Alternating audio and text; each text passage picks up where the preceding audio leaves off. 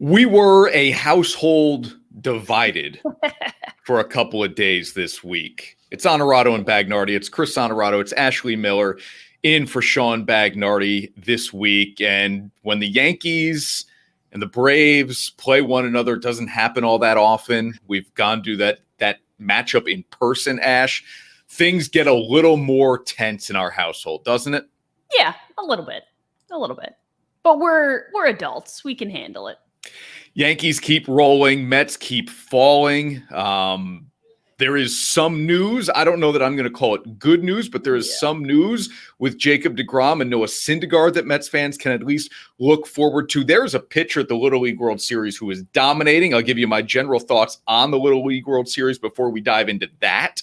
And there are quarterback battles in NFL training camps that have already been decided. Man, we are close to the NFL season. That's what I learned from all that. We'll discuss which teams got it right and which teams got it wrong. But honestly, bigger than the two of us, Ash, Dan Patrick is on this week's show. We will talk with DP coming up at 10:15. If you're watching us on my 6:45 is the timing for that. Let's get it going on Honorado and Bagnardi.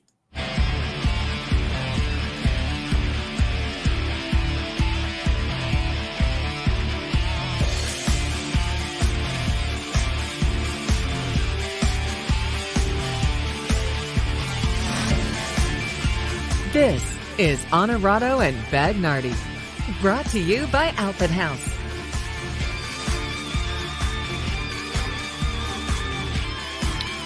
All right, Ash, the Yankees continue to roll. You may have noticed a new logo at the bottom of our screen there. We'll get into a really cool partnership we have starting in the NFL season. But the Yanks keep rolling. At the middle of the week, it was the longest winning streak, 11 straight since 1985. Now, I was born in the 80s. You tell people when you were born if you want. I don't care. But I don't remember the Yankees in 85. And I don't remember the Yankees being any good in the 80s at all. So when I saw that they had an 11-game winning streak in 1985, whoa, I didn't know they had that in them in that decade. They still won a ton of games, regular season games in the 80s, but not the titles the way Yankees fans are accustomed. So 11 straight for New York, a team that I thought, no chance they're making the playoffs. Yep. Forget them. They're done. They're dead. This is not a roster that is able to win games in critical moments. They've won 11 straight. How the heck are they doing it? Yeah, I mean, listen, I was born in the 80s. I was not born in 1985. I'm young. Listen, they're not doing it in the ways that anyone thought they were. And I think it'll be very interesting to see what happens when you start to get guys back who are regular players. Like, it sounds stupid, but do you mess with a good thing by putting a Gleyber Torres, by putting these guys back into the lineup when it's guys like Andrew Velasquez and Luis Gil, who have been a huge part of the success of this team? Obviously, having Anthony Rizzo back helps. And Luke Voit, before Rizzo came back, was playing off the charts. So yep. I think Aaron Boone still needs to find a way to get him playing time and keep him happy, because he's a super valuable piece, especially offensively, to that puzzle. The problem is Anthony Rizzo is just as good, if not better, and defensively is a better first baseman. So they're not doing it in the way that anyone thought they were. They're manufacturing runs, which is not hasn't been the Yankees of the last 10 years or the last 5 years at least. It's been all long ball. They can still hit the long ball. And guys like Rougned Odor, haven't even mentioned him. And I know it was kind of like a laughable signing, but like, that guy has been clutch in every sense of the word and has also helped keep this team afloat and helped get them on the run that they're on with 11 straight. You saw the shot of Giancarlo Stanton there. He has gotten hot in the two games they played in Atlanta, and obviously a huge series with the Oakland A's this weekend. What would you do if you're Aaron Boone? I know the New York media asked Boone, is this a good problem to have? You've got who are basically bench guys or minor league guys contributing in big ways. Would you keep these guys in the lineup? Gleyber Torres is back healthy. If some other guys come back, are you now saying, hey, Andrew Velasquez, I know you've helped us tremendously, but Rougned Odor, I know you've helped us tremendously, but how would you play this if you're Boone? I mean, Velasquez and Odor are different because Velasquez is a young guy who you just brought up. Odor's a veteran. He's been in the league a long time, and he's produced at a really high level this year. I think at some point you have to put Velasquez back down, or you add him to the roster in September and allow him to be part of something special, hopefully in the postseason.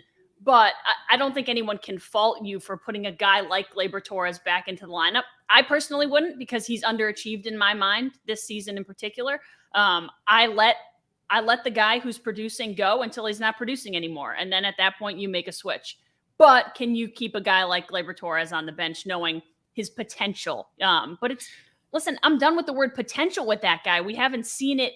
We've seen glimpses of it, but he hasn't been the guy that everyone said he was going to be when they acquired him. You're talking about Torres. Yeah, I mean, look, Gleyber Torres is in the same conversation as the DiMaggios because of what he produced at 22 years old or before the age of 22. But the power numbers are way down, like you said. And here's the tricky thing with baseball, I think, especially because it's such a long season.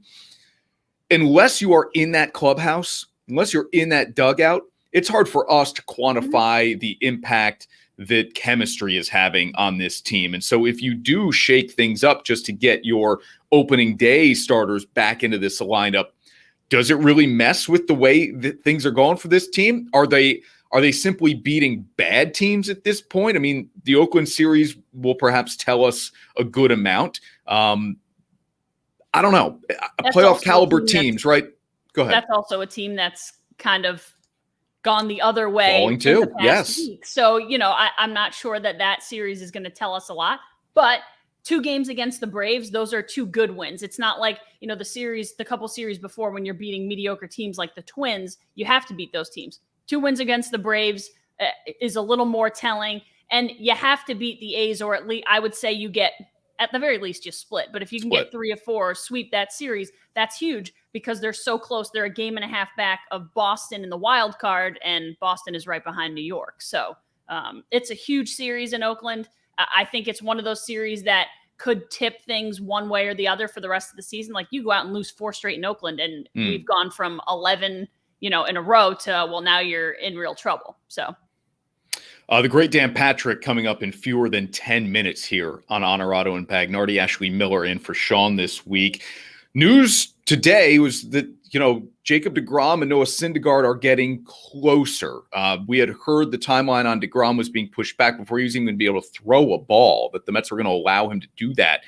He is doing that. It was scheduled to start throwing on Thursday. Whether or not we ever see him on a mound again this year is going to depend a lot on where the Mets are or are not in the standings, for that matter.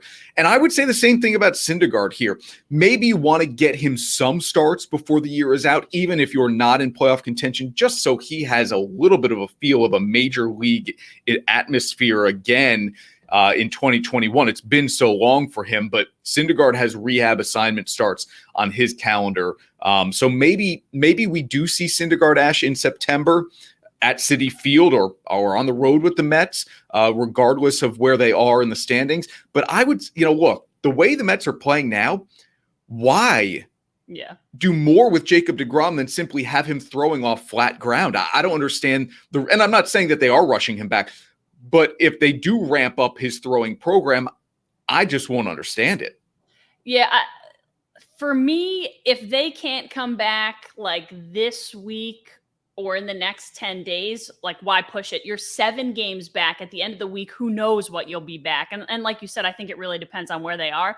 But I don't think you push either of them back to try to get this. Listen, this team fell out on its own. You can't depend on 2 guys to try to get this team back into the NL East race and potentially affect the rest of their careers. We already know, like, these guys are injury prone. Syndergaard's been a mess. He hasn't pitched in a really long time. And you don't mess with a guy like Jacob deGrom, who's won Cy Youngs, and before his season was cut short this year, was going to win the Cy Young, potentially the MVP for what he was doing on the mound and at the plate, which is so ridiculous. But yeah, would you directly tie the deGrom absence to the Mets free fall?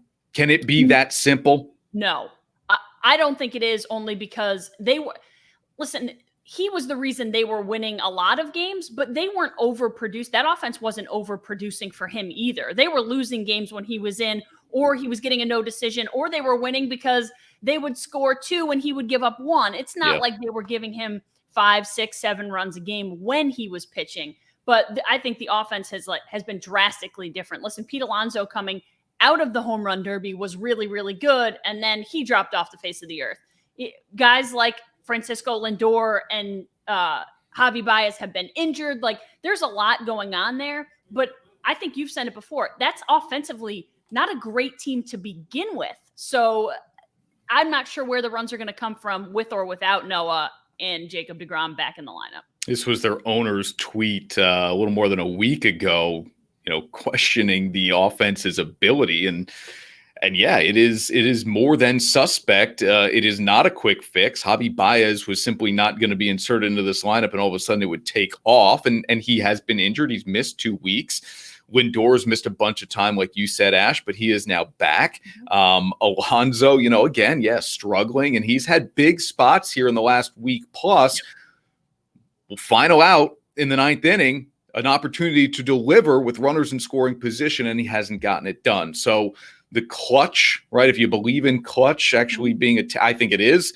The Mets have not had it this year, certainly, and it has continued now to the point where you said, middle of the week, they're 7 games back, and Atlanta lost back-to-back games to the Yankees, which ended a 9-game winning streak for them. So and now, Atlanta then had 2 days off in the middle of the week. There's been an opportunity for the Mets and the Phillies to lump them into it too. They weren't beating Tampa Bay.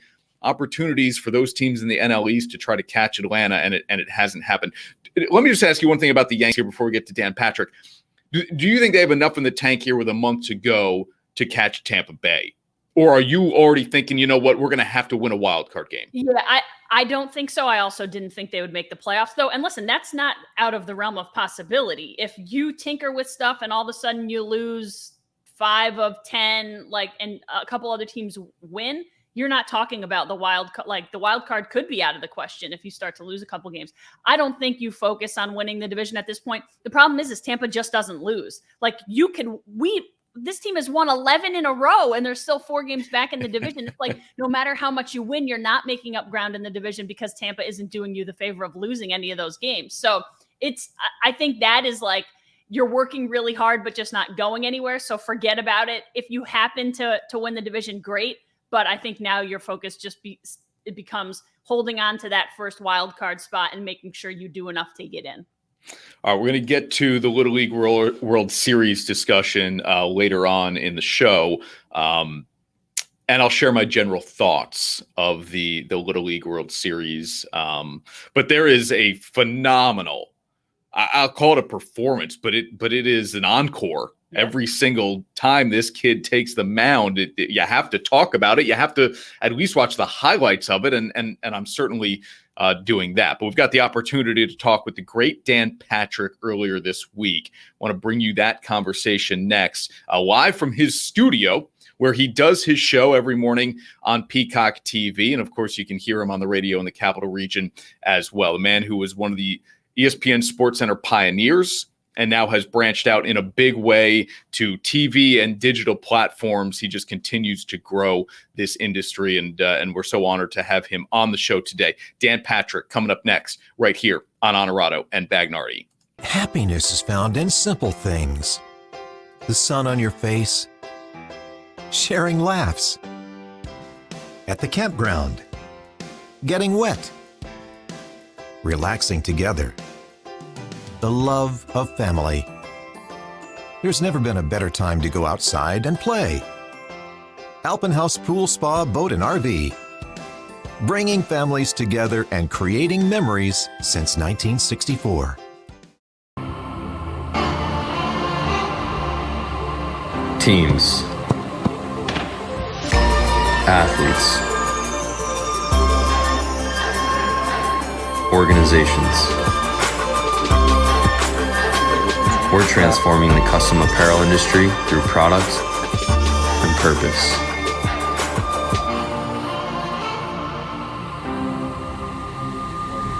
Claim your crown.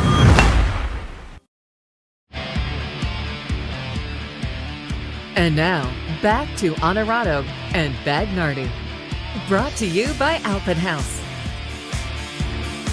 Back on Honorado and Bagnardi, and I mean, my goodness, what a thrill to speak with one of the absolute legends and titans of this industry. And as we go through this conversation, Dan, I'll bore you with how you've impacted, my career pursuits. But first of all, thank you so much for taking the time. It's great to speak with you.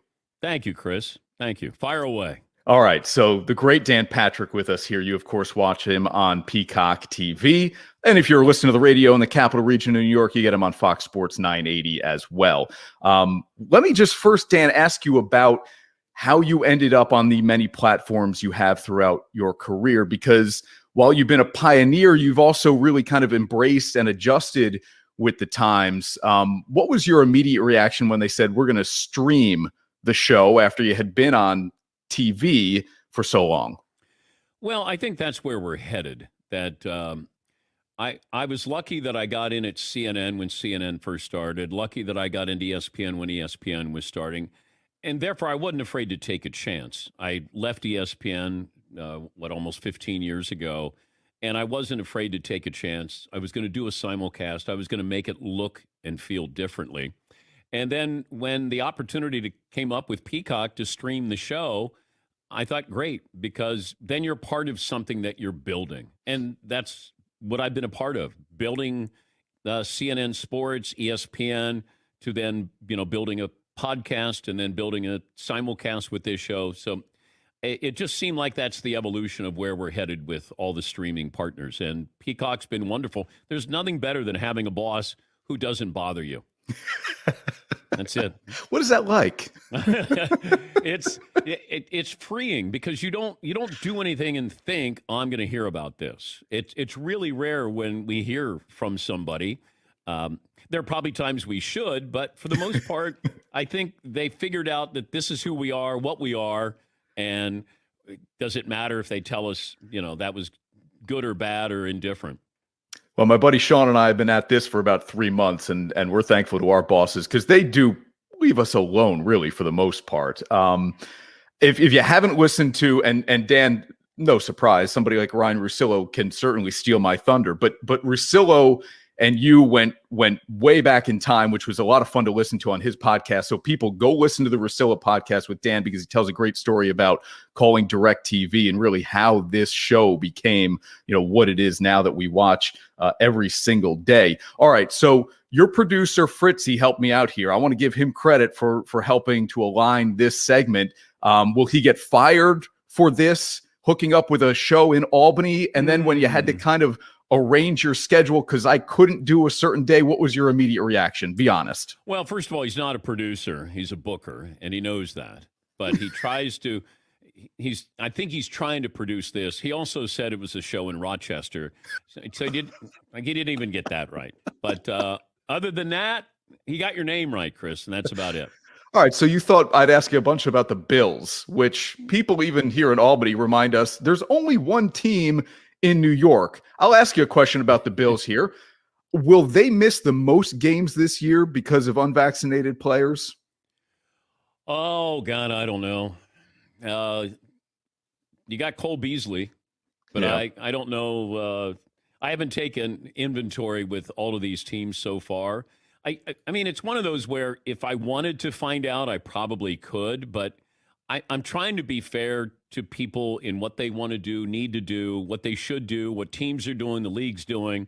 But I hope Buffalo has another great year because I said I don't think there was a player more valuable to his team last year than Josh Allen was. And it's been a great story because I don't think that was a great team last year. I didn't think they had a running game. I didn't think the offensive line was great. You did have Diggs there and a pretty opportunistic defense. But it's nice to have somebody other than the Patriots come out of the AFC East. Yeah, it was. And people here, even in the capital region, were fired up about Buffalo last year. Okay, let me ask you a couple of quick NFL things here too, Dan. Is Aaron Rodgers playing for the Packers in 2022? I could only make the prediction that he was going to be playing there in 2021. I don't know. if I was going to make a prediction, I would probably say that he'll be there in 2022. But I said all along that he was going to be there in 2021. And here we are. But as far as next year, if they're successful, people tend to think, oh, they're the Packers. They don't play in a strong division. They got Aaron Rodgers. They're going to win. Well, they have one of the tougher schedules here. Yep. They have to face the AFC North and the AFC West. And while they don't have a lot of competition in their division, there's no guarantee that they win 11, 12 games. There's no guarantee that they're going to be hosting the NFC title game this year. The further along they go, the more likely that Aaron stays, I guess. But he might get to the title game again. They lose the title game. And then he says, you got to get me more weapons here. Whatever. I mean, it might make him even madder. So I don't know. I know we got to this point, and I'm happy that he's still in Green Bay. Who wins a playoff game first for the first time in a long time, the Giants or the Jets? I'll say the Giants because of the division they're in. The Jets, you still got to deal with, the other teams are just a lot better. Miami's a good team. Buffalo's potentially a great team, and New England is a competitive team. So I would say the Giants only because of the division the Jets play in. Okay. How do we fix, well, maybe you tell me it doesn't need to be fixed. Baseball. How do we fix baseball? Are you watching a lot of baseball these days? Does it bore you the way it does some? My co-host who isn't with us here today, Sean, will tell you nobody hates baseball like baseball fans. Well, I guess it's the oldest demographic we have of the major sports, but it's a local sport. It's not the national pastime. And I think once you get past that, there are local markets where it does extremely well. You have extremely loyal fans in these local markets. It's just nothing really resonates nationally. Shohei Ohtani does. Tatis Jr., maybe. Clayton Kershaw, Mike Trout's out.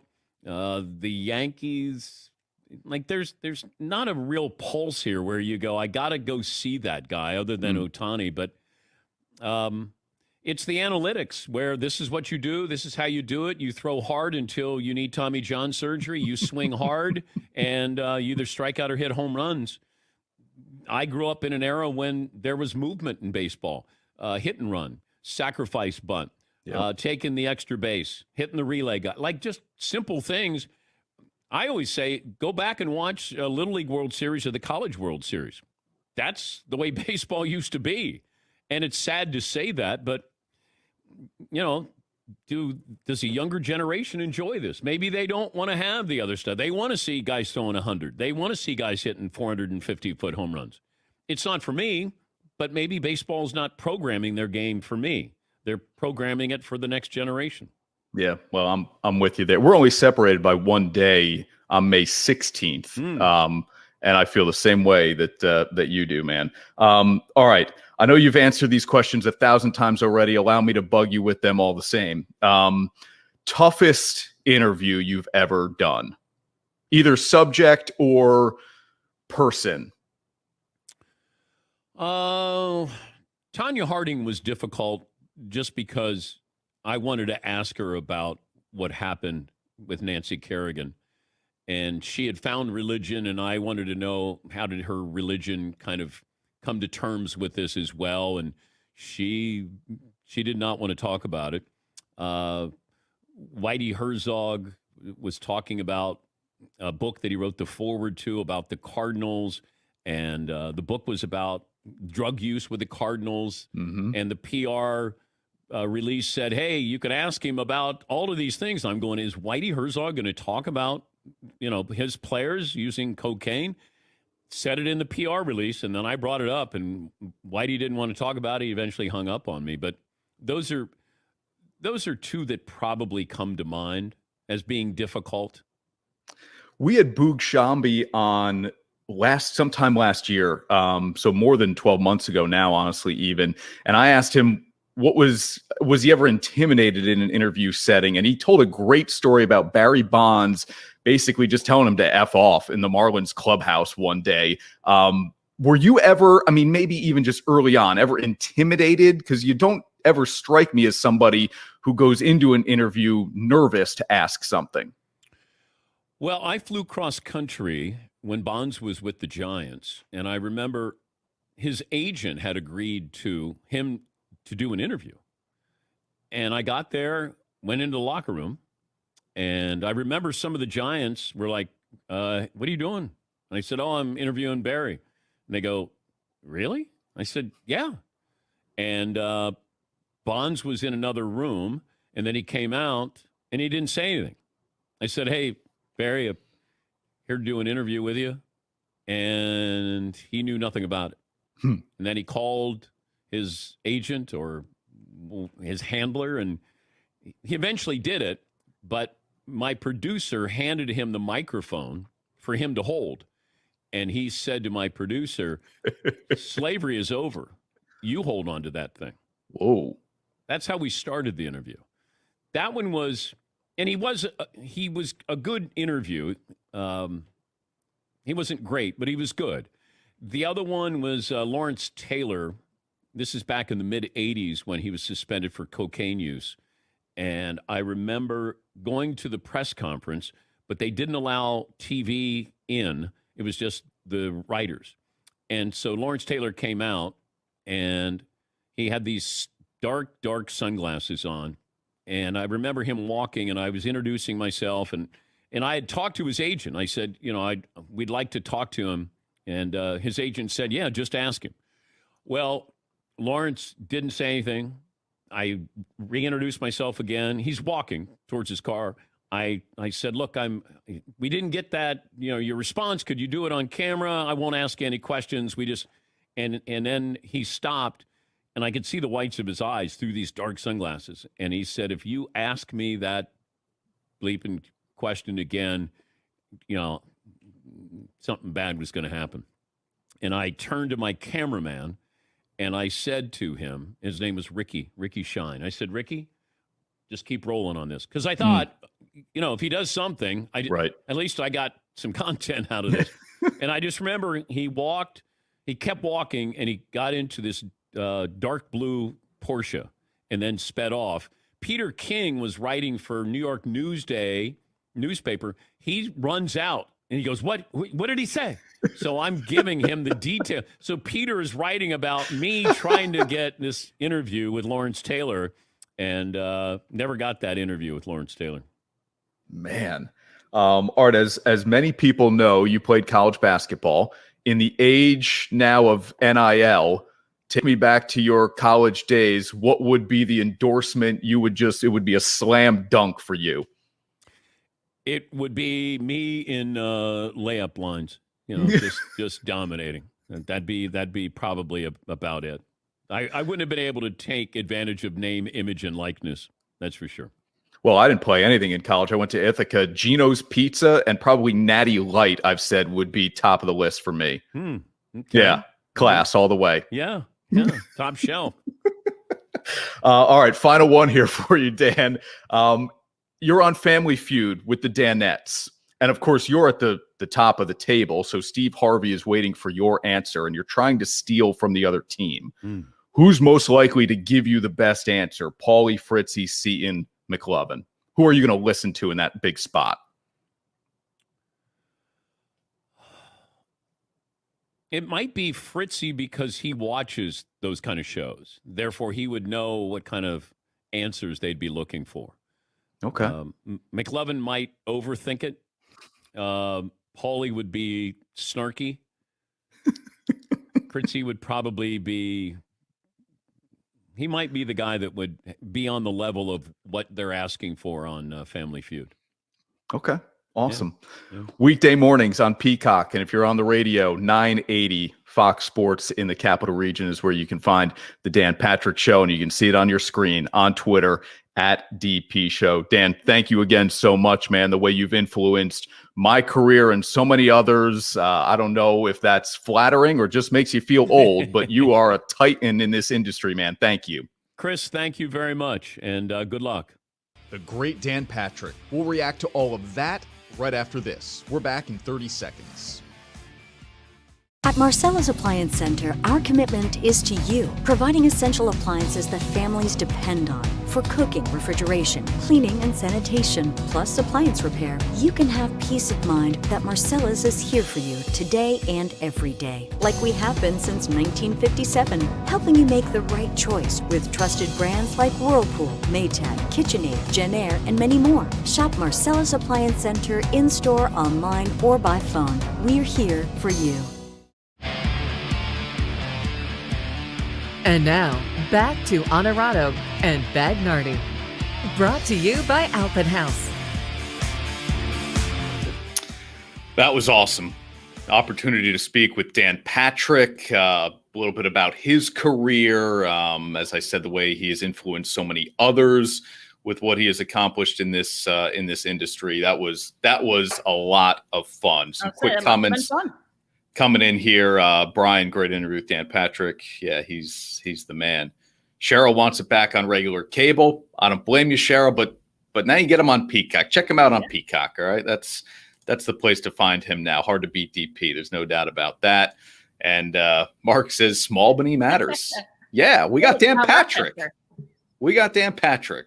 It sure does matter. Yeah, that was really cool. And Ash, I think you'll get where I'm going. What is it that strikes you first and foremost with the guy like Dan Patrick? Well, his voice. Yeah, it's like he opens his mouth and you're like, whoa, it's Dan Patrick. Like I wouldn't have had to see him, and that's kind of the beauty of it. He has such a great voice, and you don't need to see him to know it. And he is the only one on the planet who sounds like that, as far as I know. I mean, I haven't met everyone in the world, but he's the only one that I know that sounds like that. So it's really cool. And the whole time he's just like, we talked about this a little bit when you knew you were going to have the interview. Like, he's just kind of like, yep, he's so relaxed. He, doesn't get too high or too low. He's just really cool. That was awesome.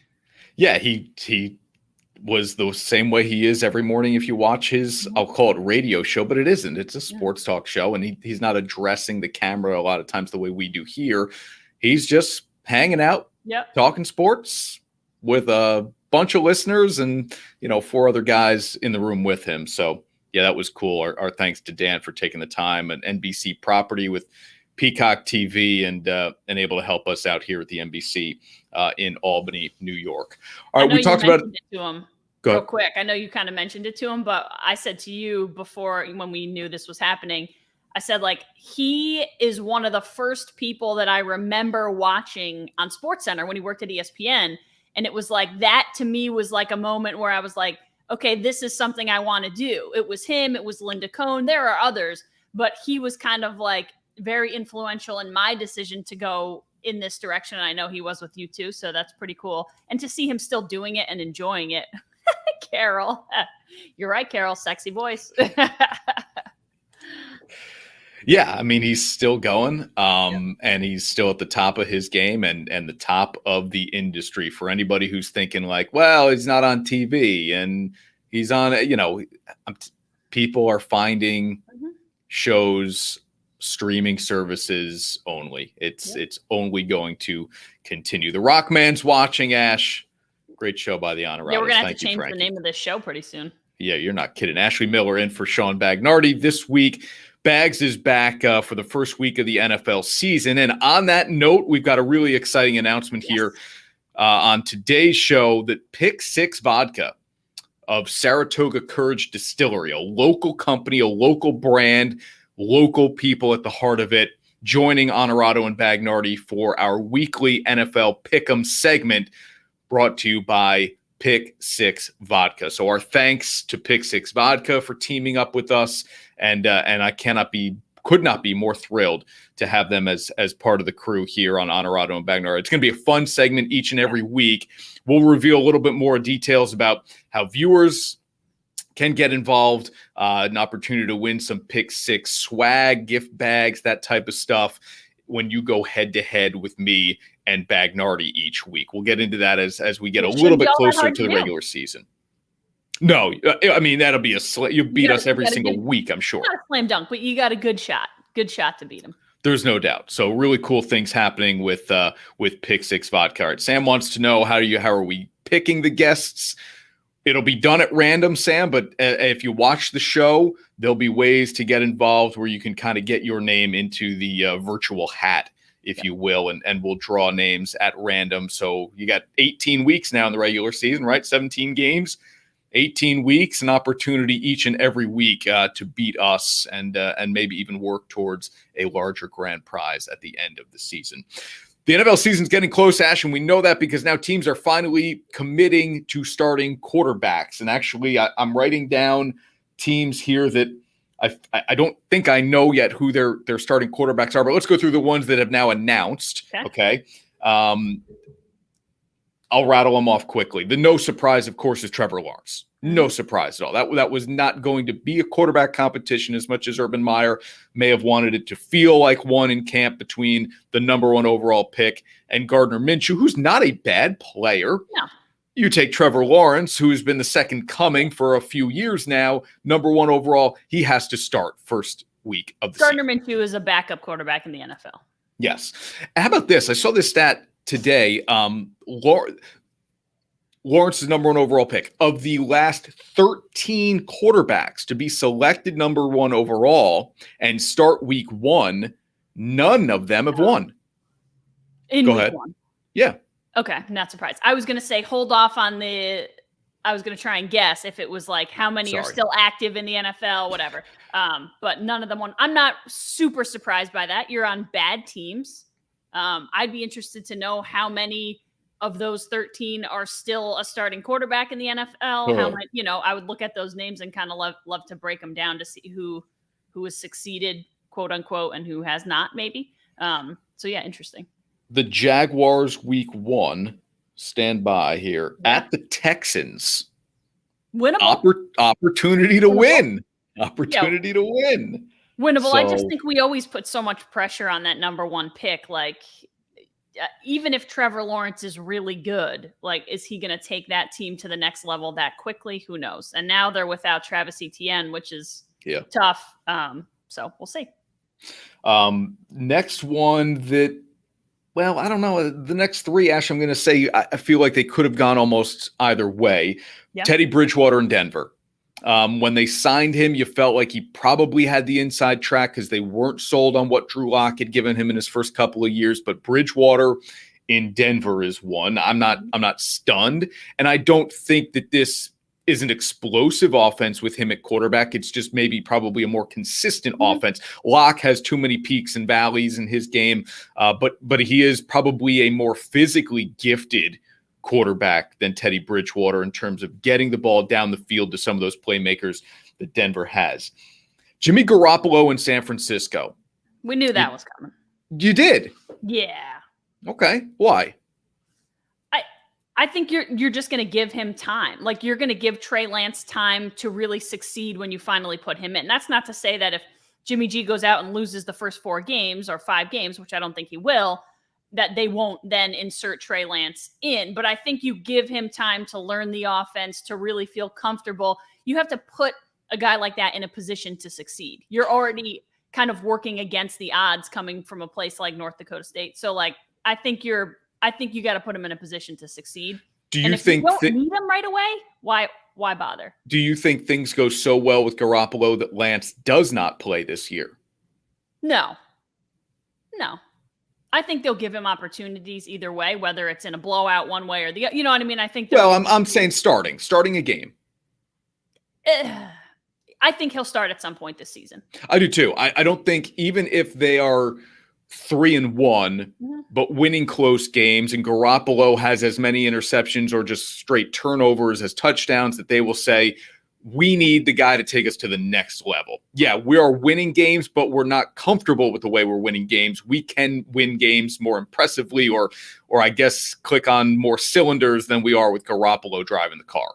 Yeah, think about it. Another 6 weeks of practice, some preseason left for him. For Trey, I think, 2 months from now, how much more comfortable is he in this offense? And how much more, do you just kind of feel good about putting him out there? So I think a little bit more time, and I think he'll get his shot. All right. Andy Dalton in Chicago. Now, this does not Surprising. surprise me. See, it surprises you. Okay, it doesn't surprise me only because of the head coach's comments a little more than a week ago when he said someone in the Chicago media asked Matt Nagy about Andy Dalton and have you seen enough from him to make an evaluation here for week one? And he said, no, we need to see Andy Dalton in the regular season.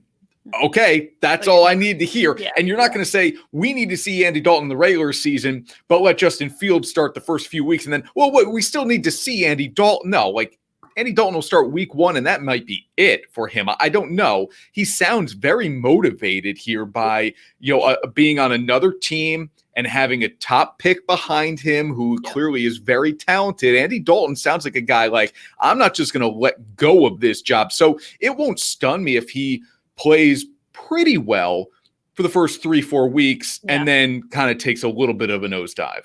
Yeah, I'm a little surprised by this just because we've, how long have we now seen Andy Dalton for various teams and like, okay, he's, he did what he did with the Bengals, but to me, he's on the other side of the hill in his career. And there's so much potential there with Justin Fields. It's kind of like talking out both sides of my mouth with Trey Lance and Justin Fields. They're obviously different players. They come from very different schools, the levels of competition that they face, how much they've played recently, which Trey Lance hasn't played a game in almost 2 years or played one game in 2 years.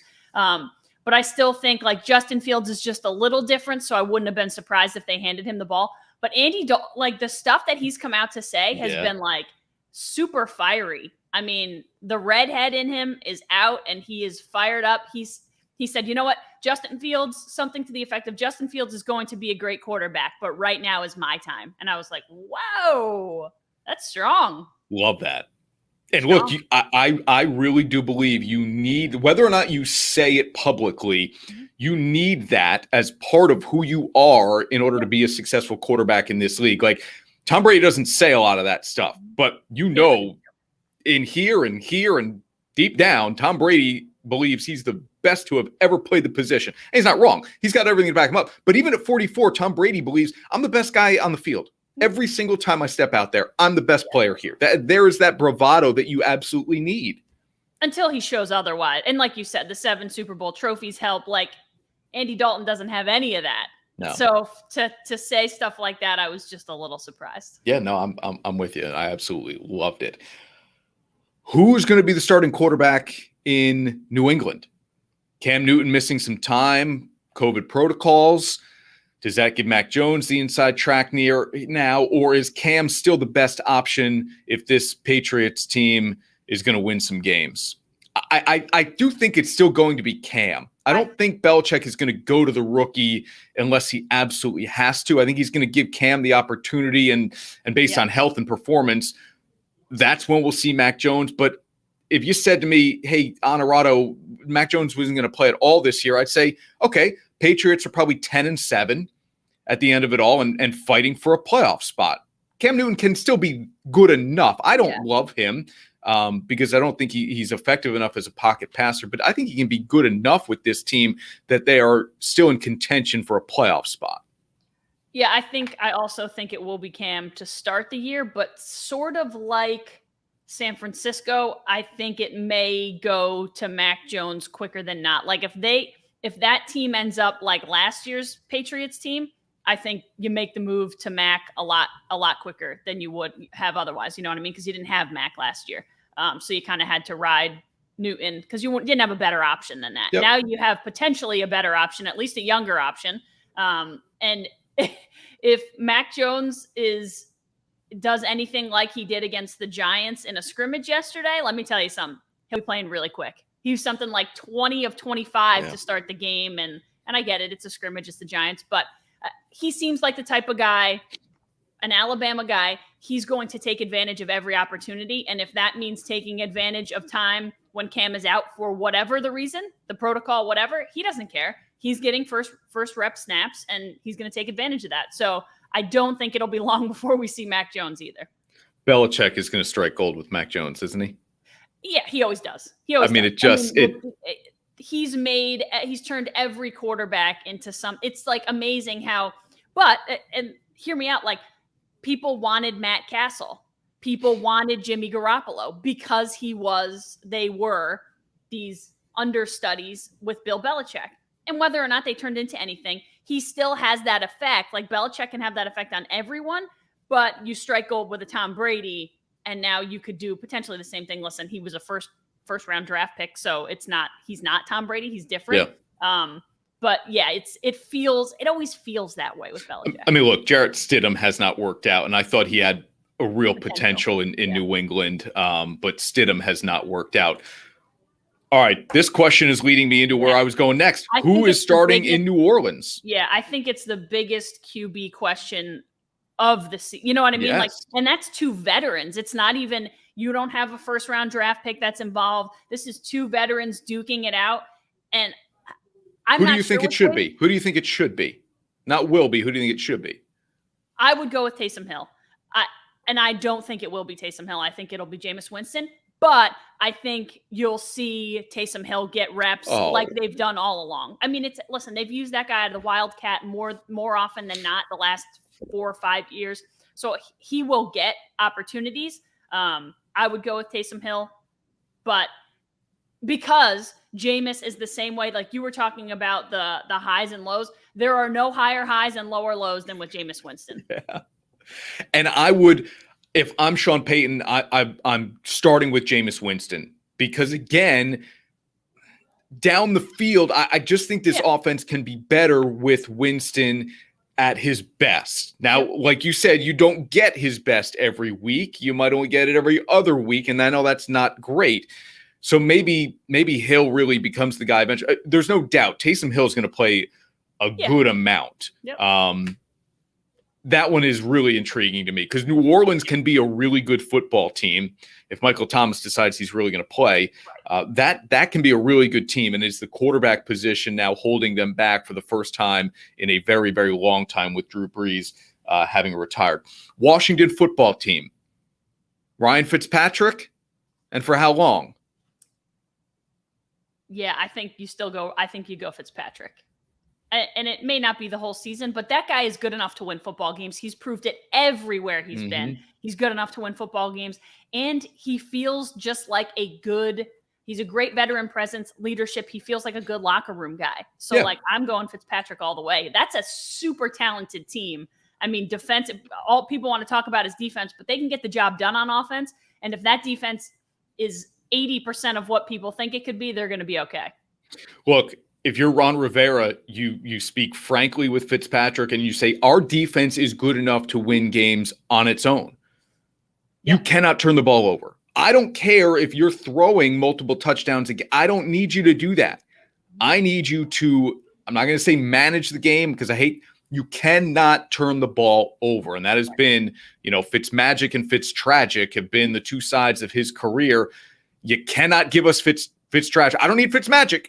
I don't need that. But you cannot give us Fitztragic. Don't go out and lose us games. You need you to win us games necessarily, but don't go out and lose us games. Maybe we'll do more NFL predictions. You'll be with us again next week. And we will have Nick Mangold on the show. Little adjusting with his schedule was going to be part of today's show, but he's going to be with us next week. The former Jet center, a 7-time Pro Bowler, one of the franchise's absolute best players ever, will be on Honorado and Bagnardi next week. But who do you think wins the NFC East? Is it Washington's to lose? I don't know. I mean, that division is such a crapshoot for. I think if Dallas is healthy, I think Dallas can win. I think I think if any team is healthy, any team can win that division. I'm kind of out on the Eagles this year. I don't even know that they know which direction they're headed. I'm still out on the Giants. It's so dependent on Daniel Jones, whether or not this team is going to be good or bad. So I think between Washington and Dallas, but I might go Dallas. I know I would love to put, I think Dallas is the favorite to win that division, which I hate because you feel like you should be able to make some money on betting Dallas to win the NFC. Yeah, but I guess if I look at the roster and everybody's healthy, they're certainly the most talented team in that division. I would love to put money on Dallas to win that division just because I feel like I should get longer odds than I'm currently getting, but you're not going to make enough money off them. You might get it with Washington. Yeah. And we did have a viewer ask, how did the Jets lose with that guy? Do you remember his season with the Jets? Fitzpatrick. I'm talking about. He had them in Buffalo week 17. Now, it's a great trivia question. Who owns the New York Jets franchise record for most passing touchdowns in a single season? It's Ryan Fitzpatrick, 33 of them. Interesting. He had that team in Buffalo week 17 against a not good Bills team. The Jets needed to win. If they win, they're in. Yep. And he threw 3 or 4 interceptions and a couple of them in the end zone. I mean, stuff that you just cannot do. And that's where you get the two-headed monster that he is. But he's a guy I root for all the time.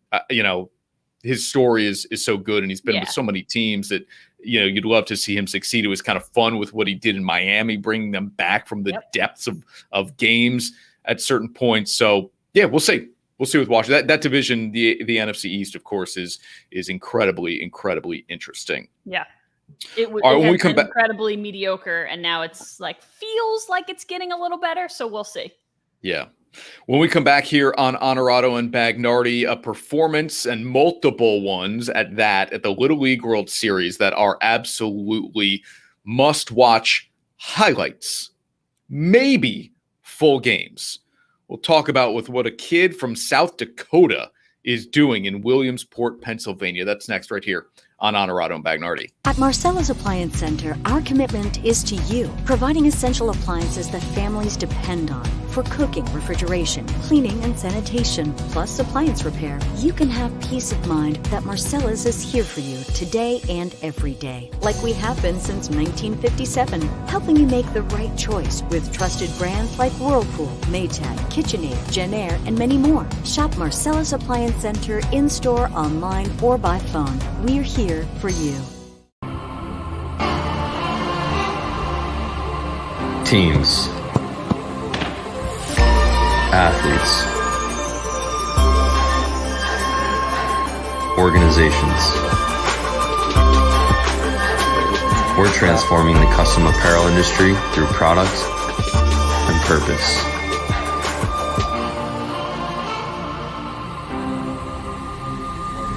Claim your crown.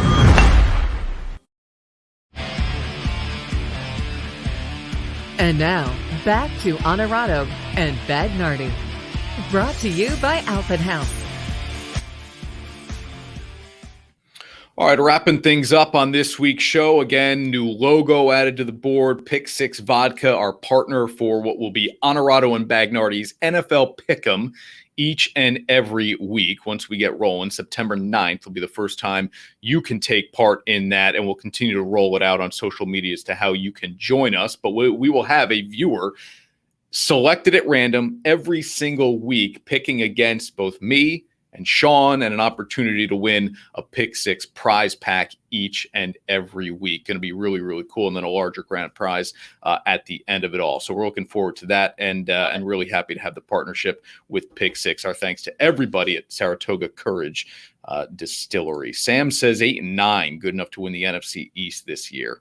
I was going to say really? A game over 500. Really? I don't think it'll be game under. I think it'll be game over. Okay. All right. Are you a Little League World Series fan, Ash? I am.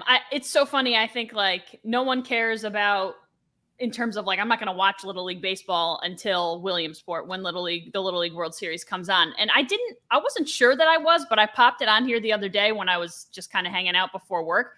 And I watched 5 innings of a game in an hour. And I thought, now this is great. I watched almost a full game in an hour. I mean, when you have guys like the one you're about to talk about, there's a good reason why you're watching almost a full game in an hour. 6 innings, it's easy, it's good, it's fun. It's good, genuine fun. You know what I mean? It just feels so good. These kids are obviously in it for all the right reasons. They're 11 and 12 years old. So this is the highlight of their lives, young lives to this point. Yeah, I am not a Little League World Series fan. I think you know that. I have no interest in watching 12-year-olds play baseball on my TV. I don't care how good they are. This Gavin Weir is off the charts. Now, when you have somebody like Gavin, now I'm interested. Yep. I will watch him pitch, or I would at least keep tabs on what he's doing, and I'm interested in the highlights. but the regional stuff, and then Yeah. before maybe even you get to a championship, I'm not going to sit there and watch on TV. I don't care. I mean, I don't watch minor league baseball on TV. Those are professionals. Yeah. So the Little League stuff, I've been to Williamsport for it. It's fun. Yep. Being there for it is different than sitting at home and watching on TV. Now, props to what Gavin Weir's doing. 2 no-hitters at the Little League World Series. The last no-hitter, he had 14 strikeouts. So the kid's been unbelievable from Sioux Falls. 4 straight no-hitters. Yes, but 2 at the Little League World Series. And then 2 in regionals. Yes. It's unreal what he is doing. So awesome for him. Mhm. I love the story. But yeah, this is not appointment viewing for me every single summer the way it is for some people. Yeah, and I don't know that it's appointment viewing for me either. I just kind of enjoy Jay's out. He doesn't like it. But he does say, but Gavin, yeah, yes, okay. locked in. Yeah. I enjoy, and this year's different. It's only teams from the U.S. So it's, but I kind of love like when you get, the videos when like the teams are dancing on the sidelines and you've got the team from the Philippines, hanging out with the team from Arizona. Like, I just think it's so good to see. It's just, again, genuine. Like, they're just young kids, like growing up, having fun, making friends from all over the world generally. Now this year, all over the country. And I love it. But the only time it really becomes like story, like you said, it's storylines. So this year it's Gavin Weir. It was Monet Davis. It was Danny Almonte way back when. Like, that is when it really blows up and gets crazy. I think the coach that gave this ridiculously inspirational, was that Rhode Island? Mm-hmm. I think so. Yeah. He was mic'd up. Yeah, unbelievable. The nuggets. Give me the little nuggets from it. And again, like, I don't need those games to be live on TV for me to get those necessarily. We could just have, I guess they have to air somewhere to get the highlights, but I think you know what I'm getting at here, that I don't need to sit down and watch these games. I love the little nuggets though of storylines that come out of it. I'm good with that. But these have you seen? I mean, these numbers are absurd. Like, dating back to his 4 no-hitters, 132 batters faced, 1 hit. So we're going before a no-hitter, 6 walks, 114 strikeouts out of 132 batters. So not only is nobody getting a hit, no one's even really making contact. Yeah. And he is. And the comps to Chris Sale are real. Like, they put him side by side. Yeah. The throwing motion, the build, it's all pretty identical, which is fun. And he's throwing somewhere in the mid-70s, I think, is where his fastball's living. And that's, extrapolated because they're only however many feet from home plate, not the 60 feet and 6 inches.